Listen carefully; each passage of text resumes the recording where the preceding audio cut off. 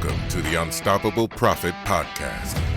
Wherever you are today, if you're starting with nothing or are well on your way to the success you desire, with the right people, processes, and promotions in place, you will be unstoppable. And now, I'd like to introduce your host, Mike Stromsoe.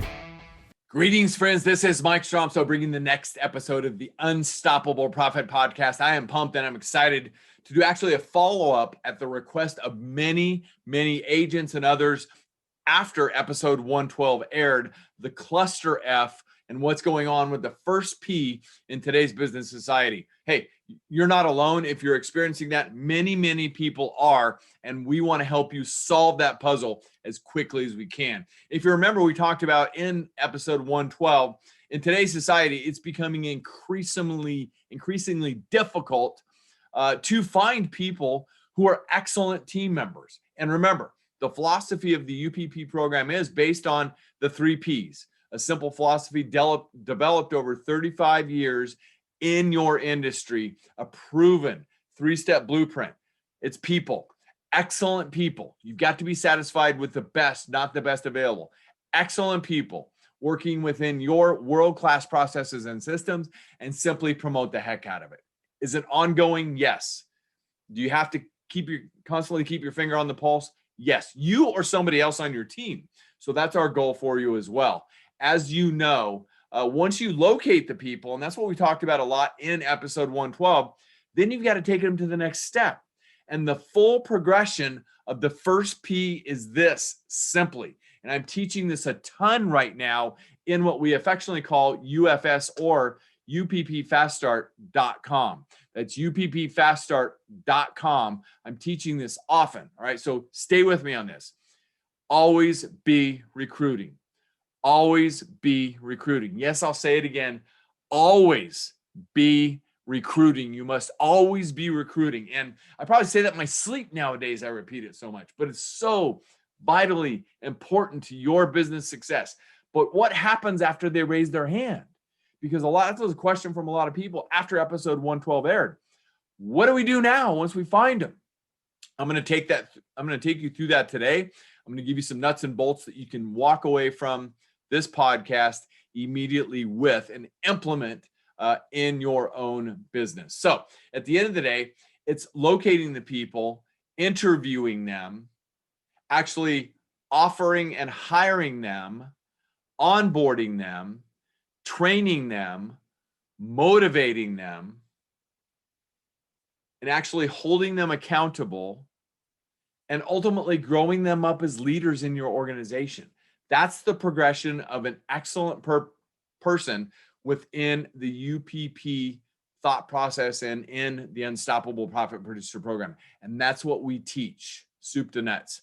So at the end of the day, everybody said, Mike, all right, I find these people. What do I do now? Well, you start the interviewing process. And in my humble opinion, if you said, what's the most important part of the entire process? It's the interviewing process. You've got to be a great interviewer, and you have to learn to become a great interviewer if you're not quite there yet. And at the end of the day, how did I learn everything I know about interviewing people? Exactly. I kept doing it, and doing it some more until at some point I figured it out and I thought, wow, I get it. Now, let me give you the absolute key to being a great interviewer. And it's one of the absolute keys to being a great leader, period. Ask great pointed questions and shut up. Ask great pointed questions and shut up and keep digging. Your goal is to get to the truth. And let me be transparent with you. You may not get to the whole truth in the interviewing process. You may not get to the whole truth until they've been on your team for 30 or 60 days or so. That's why you've got to always be recruiting,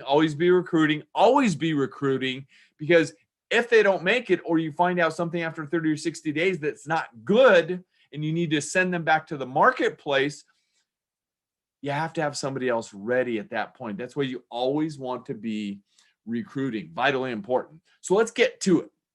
You find somebody, they raise their hand, and they say, I want to talk to you about a position on your team.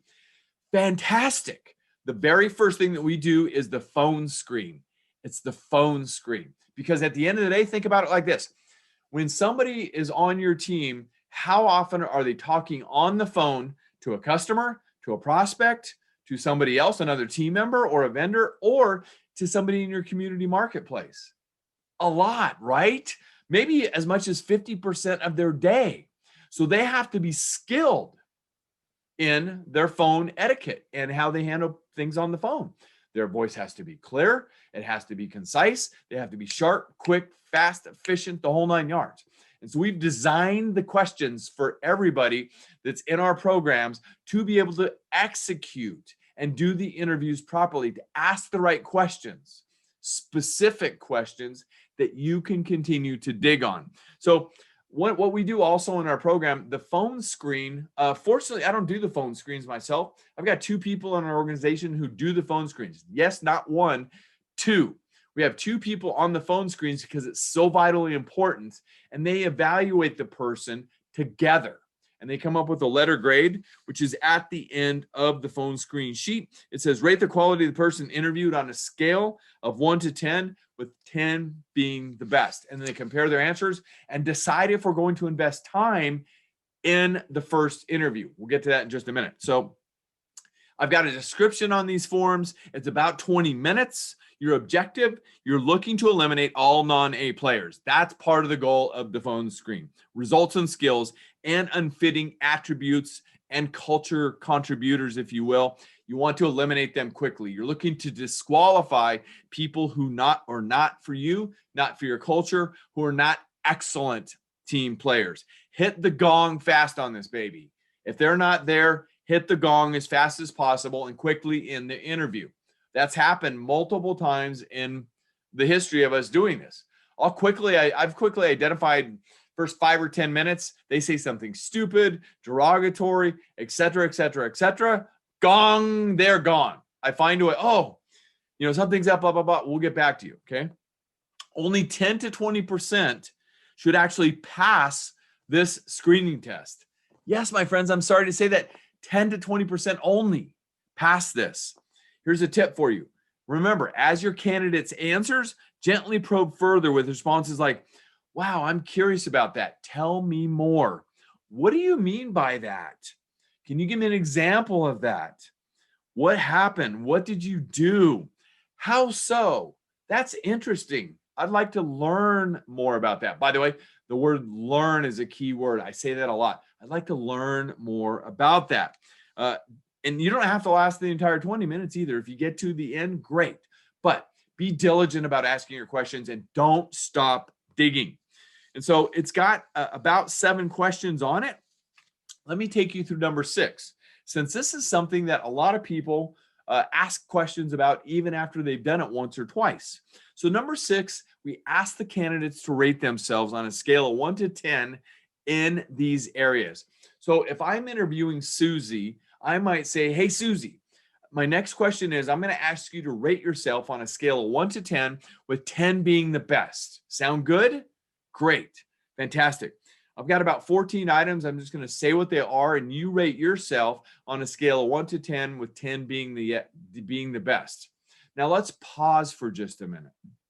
Yes, you need to say it to them twice to make sure they understand, because you're looking for their ability to boom, boom, boom, boom, boom, boom, get the right answer and get it fast, because ultimately at the end of the day, you want to gauge how responsive they are. I mean, think about the speed and pace of our agency industry nowadays and how fast people expect something. So at the end of the day, their expectation is speed, efficiency, and the right answer all of the time. So Susie, ready on number 1? Your best answer, rate yourself on the scale of 1 to 10, with 10 being the best. Ready? Ambition. 8, that's fantastic. Rate yourself on a scale of 1 to 10 in your confidence, with 10 being the best. 9, fantastic. Your ability to face rejection. Yes, rate yourself on a scale of 1 to 10, with 10 being the best. Pause. If they have to stop and ask again for directions after you've given it to them twice, red flag. Keep in mind, friends, you can only be satisfied with the best, not the best available. So let's say they've passed the phone screen. the next step in our evaluation or interviewing process is what we affectionately call simply the first interview. The first interview. Okay. So this is the description on this. It's a 20 to 30 minute interview or video conference. Face-to-face is always best. Face-to-face is always best. And if you can't get face-to-face, do a video conference. And ultimately, at the end of the day, collectively focused on specific results, skill sets, and character attributes. All of them vitally important. All of them need to be top-notch in the description of an excellent A player. And that's what you're looking for, okay? Your objective in the first interview, primarily you're looking to see if they will fit well with your team and your culture, while at the same time, you're further assessing who they are, their skills, their capabilities to deliver the results of that particular position, and their conduciveness to behavior methods of operation that the environment demands. All of this is important. Again, ask the question and shut up and keep digging. So, question number one, short questions, by the way. What is the number one reason that you want a position on our team? Now, let me be clear. The form isn't exactly that. I always freelance and make it conversational because ultimately at the end of the day, I learned years ago from somebody that I was coaching under in this particular realm. She told me something I'll never forget. She said, hey, you want to pretend like you're just having coffee. Great. I'm in. Okay. And then there's 11 questions on this. And question number 10 says, do you have written goals as an example? And if you do, what are your top three? So if they're brilliant sunshining you or BSing you, okay, that they have goals, they better know what they are. If they don't, they're not reading them often enough or they're BSing you, okay? We asked them to tell us about their favorite reading material. We want somebody who's growth-oriented, who's learning-oriented, et cetera, et cetera. Now, so let's say they pass the first interview. They pass the phone screen to people on one day. On a second different day, they pass the first interview. Great. What do you do then? In our world, our goal is to always deliver and administrate any assessments that we might be doing in the evaluation process. So with that being said, it's just another way to further evaluate the teammate, the possible teammate, prospective teammate, better said. Okay. So you got the phone screen, you got the first interview, then you have the assessments, and you're reviewing all of those. Right now, at that moment, you have a great picture of who that person is. And at the end of the day, that's what you want to know. Because at the end of the day, you can also, let's say you're in a hurry, okay? You can do the phone screen on one day, do the individual first interview on a second day, and do the assessments on the same day. You could have all three steps done in just 2 days. I recommend you do the phone screen and the first interview on separate days just to get a different take, because people act differently on different days depending on what's going on in the world. And frankly, no disrespect to anybody, this is a business decision. If you've been around UPP for any period of time, you know exactly what I'm going to say next. Yes, there's two kinds of relationships. There are personal relationships and business relationships, and they're two different things. This is a business relationship evaluation, nothing else. And if they're not having a good life personally, it's going to flow to the marketplace. That's why you want to do this on different days to get a really solid take on who they are. So you got the phone screen, you've got the first interview, you've got the assessments, you've evaluated it all. You still like what you've got. Great. Take it to the next step, which is the team interview. Now, the team interview is something that should be done by multiple team members. We are extremely fortunate to have 4 excellent leadership people, and at every potential opportunity, we get all 4 of us on the team interview. Now, it's also my recommendation, and I say this with all the love in my heart for everybody out there in the world, it's good if you have somebody from each gender in that interview. Why? Because the gals can pick up things that I can't pick up, and sometimes I can pick up things that they can't pick up. It's a blend of personalities, blend of all sides, so you get the best take available for your candidate, okay? In the team interview, the description of it, it's 1 hour or more in person, best of all worlds, in person, face to face, or if you can't get it done, do a video conference. It's not the end of the world, but you're going to get a better take doing it in person. Okay. The objective of the team interview, this is with the highest level leader or leaders, if you will, in the organization possible, and any other key team members that you want to include. So if you're interviewing, for instance, for a commercial line CSR person, and you've got an excellent commercial line CSR that you want to bring them in. Because at the end of the day, it's vitally, vitally important. Because ultimately, at the end of the day, this is the final character and culture fit assessment. Skills, experience, proof of results should have already been verified. Aside from the reference checks, we'll get to that in just a couple of minutes, all right?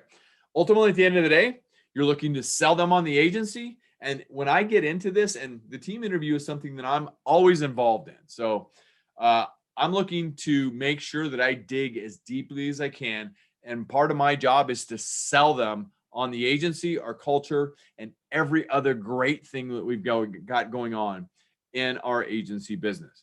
You're looking to scare them a little bit, maybe. You want to see how thick a skin they are. Because, I mean, let's think about it.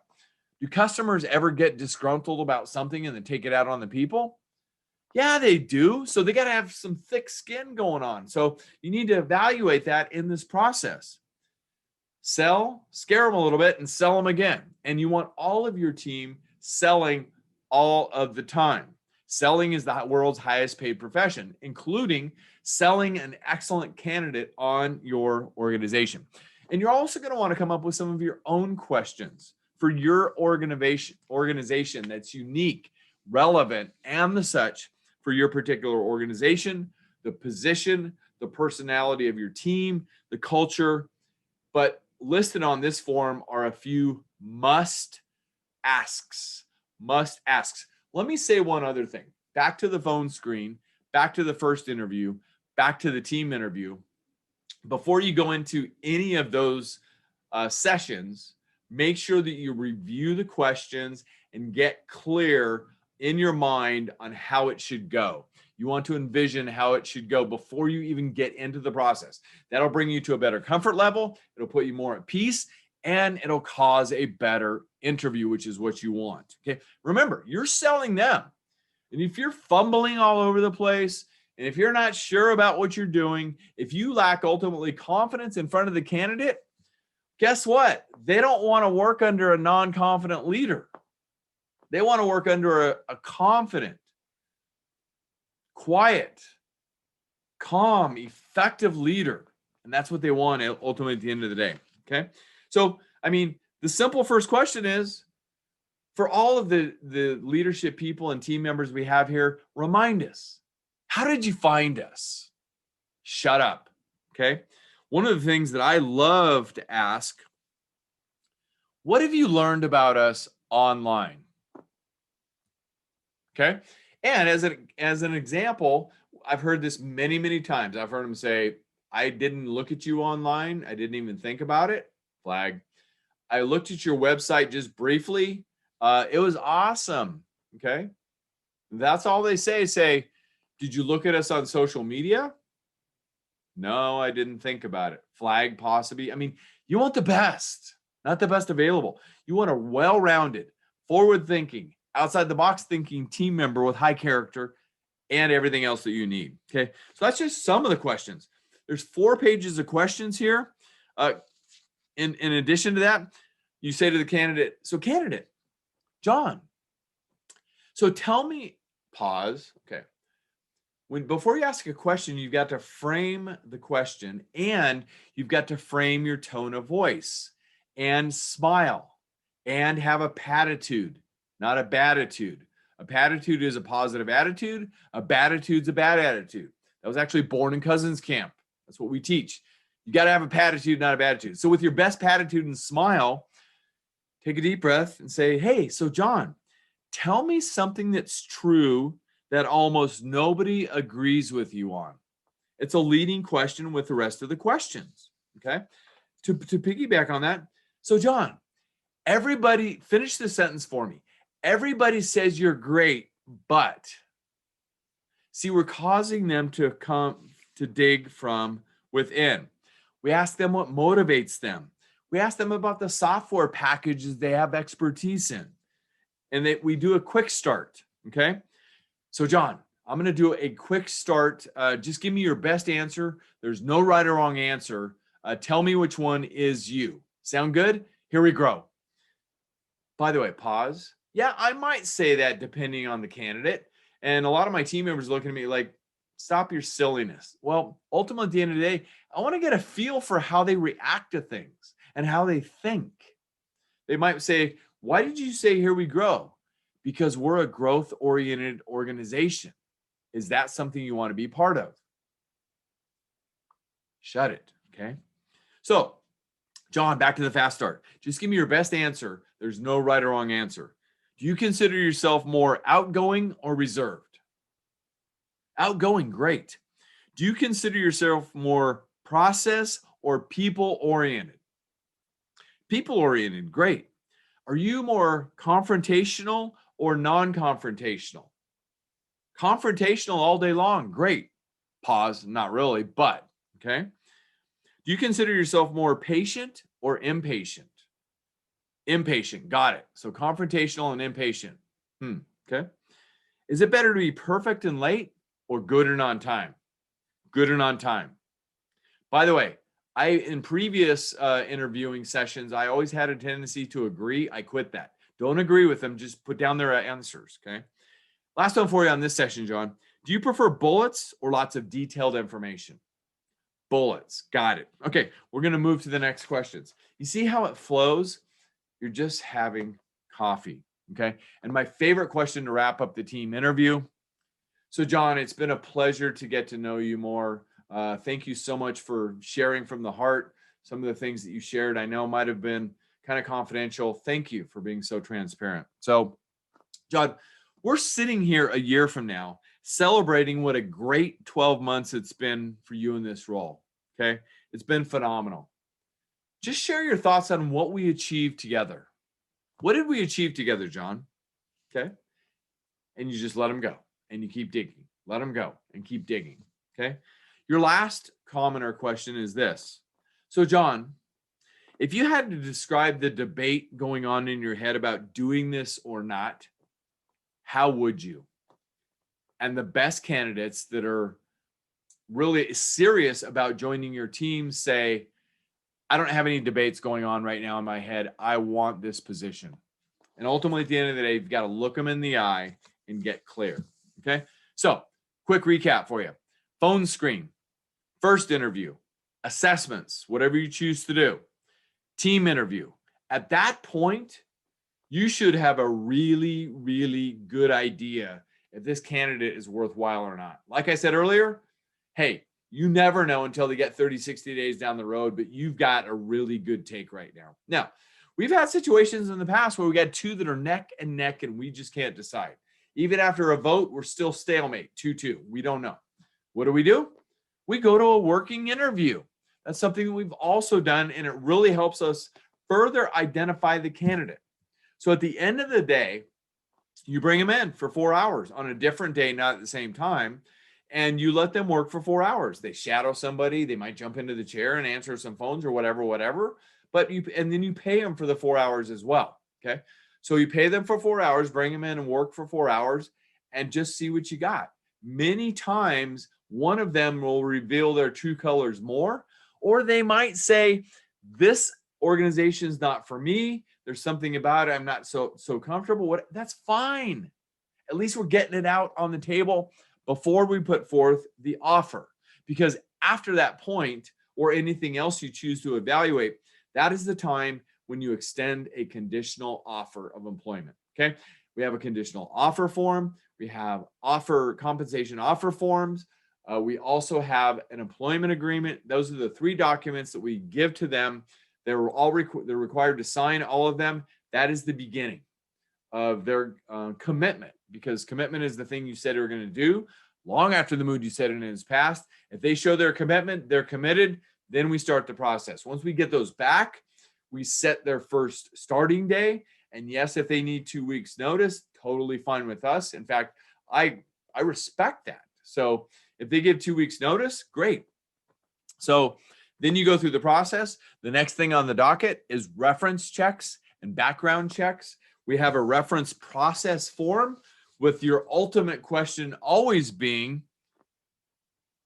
is this person eligible for rehire? Now, at the end of the day, you're not always going to get an answer. In fact, you will contact some companies that say it's part of our process not to answer any questions. All right, so be it. At least you must try, okay?